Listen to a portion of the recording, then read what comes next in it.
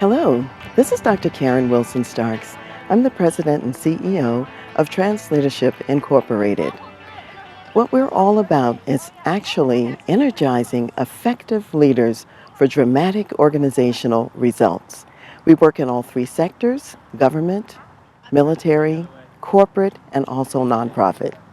One of the things that we're seeing with all of our clients and in all the sectors is people are challenged by collaborating and partnering with other people.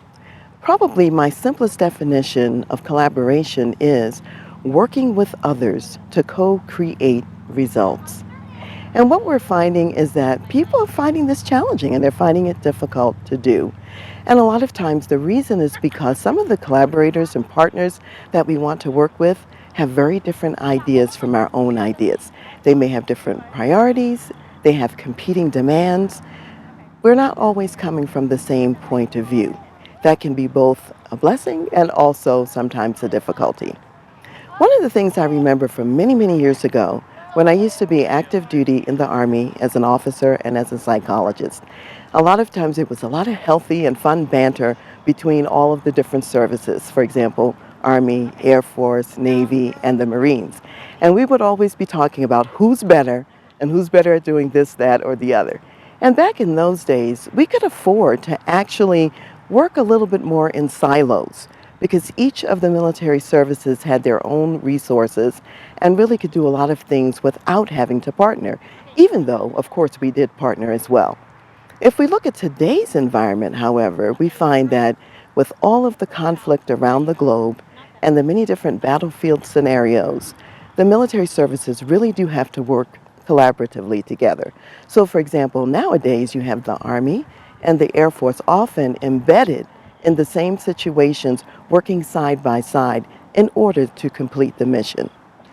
Likewise, if you look around and think about natural disasters, every week we're hearing about earthquakes, we're hearing about floods, tornadoes, hurricanes, mudslides, and there's tremendous property damage and significant loss of life and injury.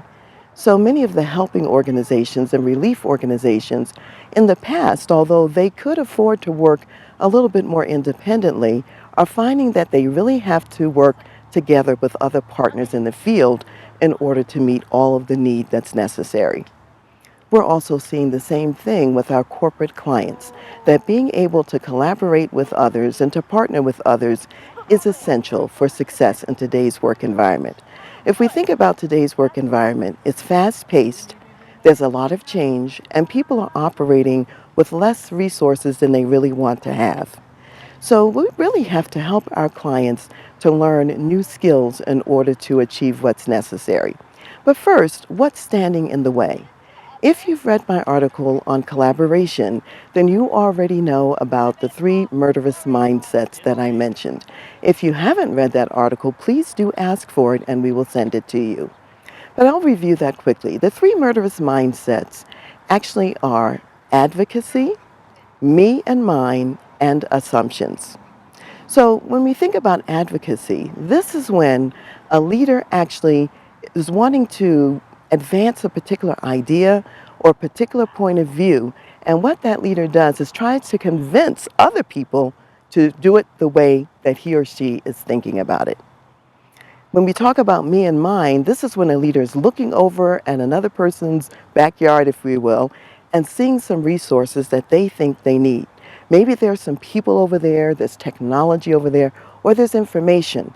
And that leader says, I need that. I want that for my operation and for what I'm doing. And so the whole approach then is, what can I do to get those resources for myself? And then the third piece, which is really thinking all about not only just the advocacy, not only just the me and mine, but also now getting into assumptions. Here's where a leader says, I know why this other person is thinking what they're thinking. In reality, we really don't always know. Sometimes we know a piece of it, but not the whole story, and it requires a deeper level of exploration before we really understand and know what other people are talking about and why they're doing what they're doing. So that brings us to some of the skills that our clients really have to learn. One of them is really learning to listen. And when we talk about listening, we're really talking about learning to ask really powerful, open-ended questions. And an open-ended question is really a question that you can't answer yes or no to. You have to think about it and give a little more detail and a little more information. Most open-ended questions start with what or how. So, what are some of the things that you did last time? And what happened when you did those particular actions? How do you envision success looking in the future? So, it's questions somewhat like those, and of course, even more, and some even more powerful questions. It's also important that our clients not only learn to ask powerful questions, but they also have to learn how to summarize what they're hearing and reflect it back to the person that they're talking to. So when we talk about summarizing, that's hard because a lot of times what people are doing is they're thinking about what they're going to say next. So when you're thinking about what you're saying next, you're not really listening. And it'll be very difficult to summarize what you've already heard and then to reflect that back to the person. So that's the second thing that's really important. And then thirdly, we really help people to hear what's not being said. And that's also very important as well. So with these kinds of skills, we actually help people then to think about what's the co-creation opportunity? What's the third solution that they're not thinking about and maybe the prospective partner is not thinking about either? So when we do that, we end up coming to some places of action, some powerful actions that people can take to make the workplace a little bit easier around collaboration. So first of all, it's listening to understand. If you'll remember from the advocacy mindset, a person's not really trying to understand, they're really trying to convince someone. So the first thing is get out of that and really want to understand what is that prospective partner thinking about, what are their challenges, what are their barriers, what are their objectives, what's really important to them. So number one, listening to understand. Secondly, we find that people, even when they learn to listen, sometimes rush so fast to problem solving that they go to decision making and they stop listening.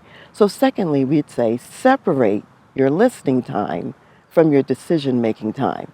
So you want to have some separate periods where you're listening deeply to what others are saying, and then you're coming back later, and together you're figuring out how to co-create those win-win results going forward, which is really kind of part of the third piece. How do you use your resources to help the agenda of your prospective partner? So rather than looking in their backyard and saying, what can I get? You're really saying, what do I have that's actually going to benefit and help this other person? So you're really in a giving mode. And really, collaboration is about all partners giving and receiving. So again, if you have not read the collaboration article, please do ask us for that. And also, feel free to download a particular worksheet we have, which is the Partnership and Collaboration Strategy Worksheet, as that will help you to plan some of your partnerships and collaborations going forward. Thanks so much for joining us today for another of our breakthrough leadership subjects. In the meantime, continue to go for the pure gold of your leadership purpose, and we'll see you next time. Thank you.